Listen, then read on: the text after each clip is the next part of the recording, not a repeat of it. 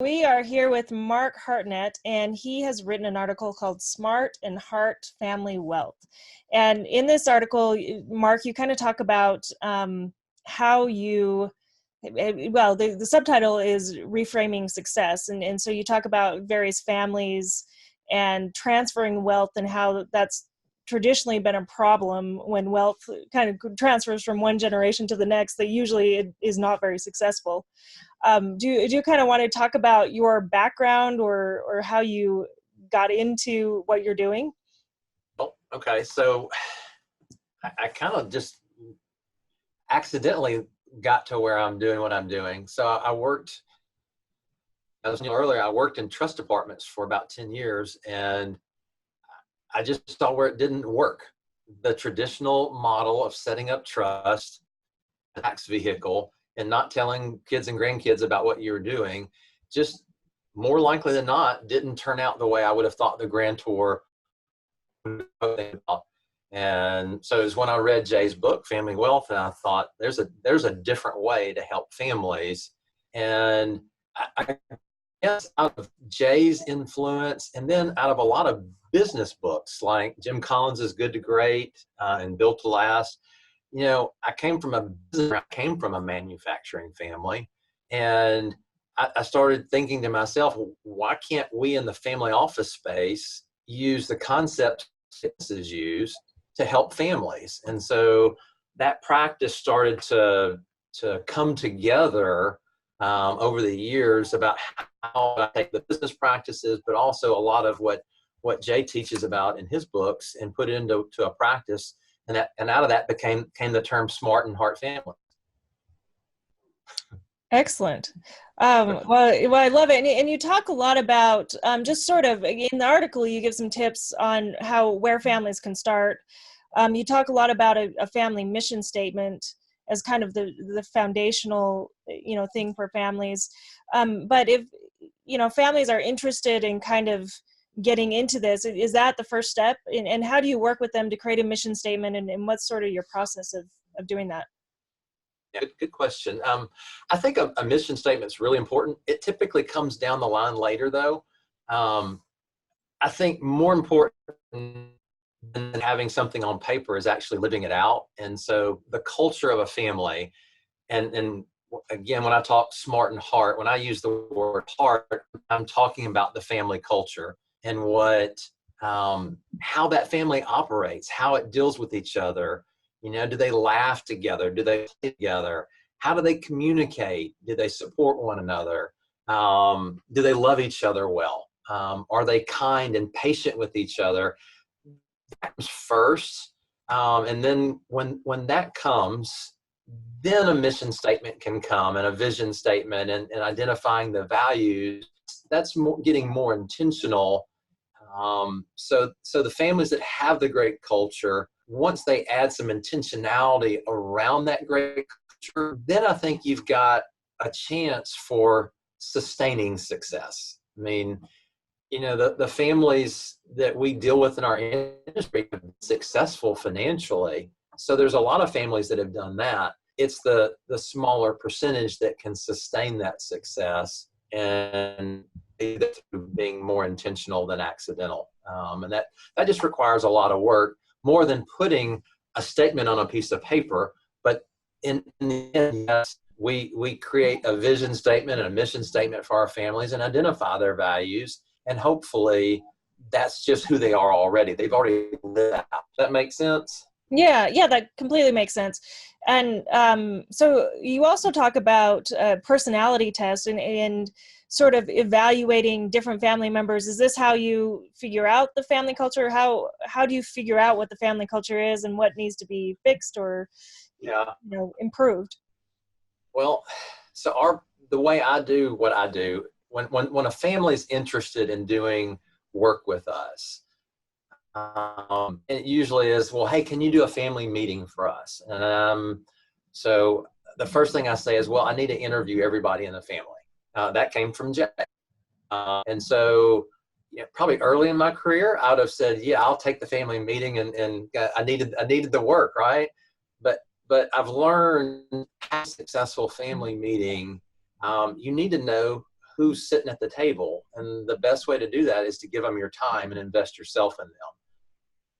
I have a lot of questions that I can potentially ask. And after talking to the family on the phone, I'll take my list down to 5 to 10 questions. And I'll spend an hour and a half to 2 hours with each family member that sits around the table family meeting prior to the meeting.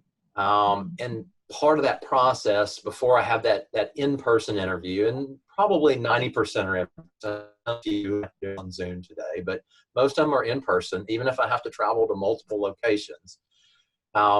We do some assessments with the family. And one of them is called a 5 voices assessment, which is really a personality test based on Myers-Briggs typology. But there's a group out of Oklahoma City called Giant Worldwide. They took Myers-Briggs and just condensed it to 5 voices on the premise that if you've done Myers-Briggs and you ask somebody if they've done it and they say yes, they probably don't remember what their 4 letters were or how it impacts who they are. And so they had some knowledge that it's just not as useful. And so my experience with families is you have to make things simple enough or it's not helpful. And so 5 voices is everything that Giant has created, all the tools that they create in their consulting firm are built around the concept that a 13-year-old, an average 13-year-old can learn it and reteach it. And so I love that because I'm about there on a mature and emotional level, about a 13-year-old. Just kidding. So you're at least up to 16, I would say, right? At least. So I can do this assessment online. I can send them a link. They can go take it in 10 to 15 minutes, and they can learn their voice, which is their personality. And then I can get all those results back. And if I'm going to meet with 12 to 15 people, I can then chart their voices and see where the family has an abundance of a certain type of voice or where they're lacking. And send them a link and put them onto the Giant website where they can do some self-study about their voice order as well, learn about themselves. We also do what's called a Team 360, which is based on communication and some of these important things that a family needs. And I can get an idea of how well the family works together. So before I arrive to do a family meeting, I've spent at least an hour and a half to 2 hours with each of them. We've done 2 different assessments. And then I've talked to usually the one that hires me about what they think are the highest priorities in the family, craft some type of a draft agenda, send it out to everybody, get their feedback, and then we're ready to have a conversation around the table. And, you know, I think literally the thing that's most impactful is just being intentional with families and getting them around a table to talk. And there's something magic, and sometimes I hate taking credit for it because it has nothing to do with what we do. It's literally just creating that environment where they can talk. You know, you have to facilitate it and keep it going, and don't let it rabbit trail too bad. But there's just magic that happens when families have conversations that they've never had or that they have very rarely. So that's it's amazing. Like in the work we do, it's amazing how just to see how much time people spend together, but they really don't have those deep conversations a lot of the time. And so, you know, you grow up with your parents and you just don't ask them these questions. And a lot of times, you know, a lot of people don't even have those conversations ever. And then they regret it after their parents are gone. Right. Or, you know, whomever, but. Which is great when you can start pulling in people that do the videography and filming and doing live interviews where we can store that, because other questions, you know, and it's just kind of magical. And it's, you know, I've been doing this now for a while, and every time we have a family meeting, especially a first family meeting, it's incredible to watch the way it's just like emotions and energy is just created out of nowhere, and they're like, oh, we can do this, you know, we can really, I don't know, it's just something special. It's fun, it's challenging, but yeah, I don't know if that answers your question, but that's kind of how we start doing what we do, and that's, using those assessments definitely increases the self-awareness of everybody. Um, you start to understand that there are domineering personality profiles, and there are less domineering. There's people who are more thinkers, and people who are more sensitive to things. And so when you understand that in a better way around the table, you're kinder typically. You take into other people's feelings more times than not, and so you have better conversations. And Right. And you can tap into their strengths too. right. I mean, like one of the big premises is in the five voices, the quietest voice is what we call a nurturer. And 43%, statistically speaking, of everyone is a nurturer. So by far it's the largest group. Well, because it's the quietest group, you often don't hear their voice. And so you're almost taking half of the room out, because if you lead a conversation on something and you just open it up to the group, and the loudest voice, the pioneer in the group, speaks up, the pioneer may pound his fist on the table and say, well, I think we need to do this, or here's my opinion on this. And if there's a bunch of nurturers in the room who think differently, they're not even going to speak up. Yeah. So we talk about in conversations about letting nurturers go first a lot of the time. That way they get their voice and their opinion out, and they're not afraid to speak their minds. And hopefully the pioneers learn that they don't know everything sometimes.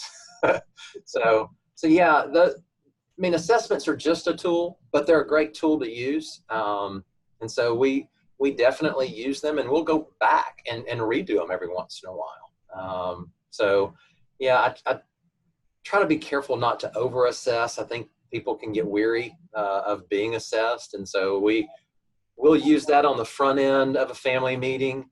And then during the family meeting, we usually use Jay's family balance sheet assessment. I love it since it measures the four capitals that don't get measured very often, and gives us a benchmark to use to see if it's growing them. So those are a couple of the assessments that we used. Oh, that's incredible. I mean, it sounds like you're just doing this incredible work with families.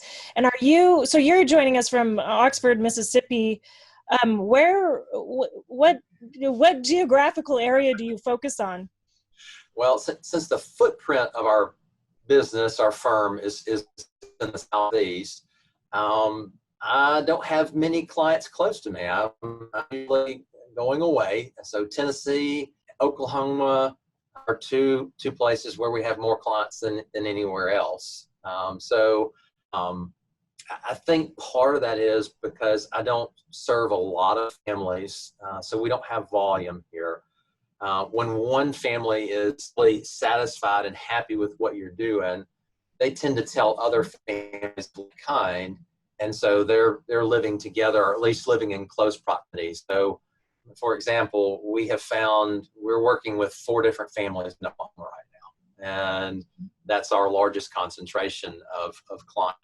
And actually works kind of well, because then I can schedule travel and go travel more than one family at a time when I do travel. So that works well. But that's been kind of the model as far as how we've developed our clients. And I anticipate being able to take on 4 or 5 more families total here, and that's probably about all I can do. I mean, if I take in 1 or 2 new families in a year, that's a good year for us. So we're slowly growing, but I think growing at the right pace. Oh, that's great. Well, it sounds like you go very deep with the families and are very involved and offer, the quality services that they really need. And so how do people find out about you? I do speak a little bit. Mm-hmm. We were talking about Family Meridian. I spoke there. But I mean, just your website, or if they want to learn more about your business, or they can go to Argent argentfinancial.com and see that. But that's, that's the marketing stuff that doesn't tell the true story. I mean, if someone's interested in what we do, I love just talking about what we do. I can talk about it all day long. I just love to see families that are impacted, that they learn that there's other things that they can do to help raise the bar at their family and be more intentional around not just their financial wealth, but the wealth of their family. And that's what fires me up. And honestly, most families just don't realize what they can accomplish together until they get together. I mean, there's so many families that have no idea that they should be keeping up with their human capital. They grow that. But yet every business out there, every business has a way through their human resources department to do annual reviews or semi-annual reviews of their employees, which we know employees are typically the greatest asset of a business. So when you start talking to families, in terms of your family is your greatest asset, both your children and who they marry, and your grandchildren and your great-grandchildren. And if you focus on growing them, the financials tend to take care of themselves. So, that's what fires me up. So if someone wants to learn more about those are the conversations I love to have. Definitely. Yeah. Excellent. Well, good. Well, thank you so much. Sorry, as my voice leaves. Thank you so much for joining me and for this. It's been great chatting with you, and just to let everyone know, you should definitely check out Mark's article. It's very short and sweet. It has a few tips, and if you want to go deeper, it sounds like Mark get you on the phone and talk more about how that would apply to your family, or how you would approach a certain person's situation. And Laura, let me just add, it wasn't too long ago, I did a Zoom call with a PPI group out of Austin, Texas. I'm happy to share with advisors how we do what we do. It's not a secret. So, it's not just for potential new families. So I'm happy to talk to anybody about what we do. Well, sounds good. Well, thank you so much, Mark. Okay. Nice talking to you, Laura. Yeah, you too. Bye-bye. Bye. If you're interested in passing your non-financial assets like your wisdom, your values, and your beliefs to your family and leaving a great impact on the world, make sure to grab a free subscription to our online magazine.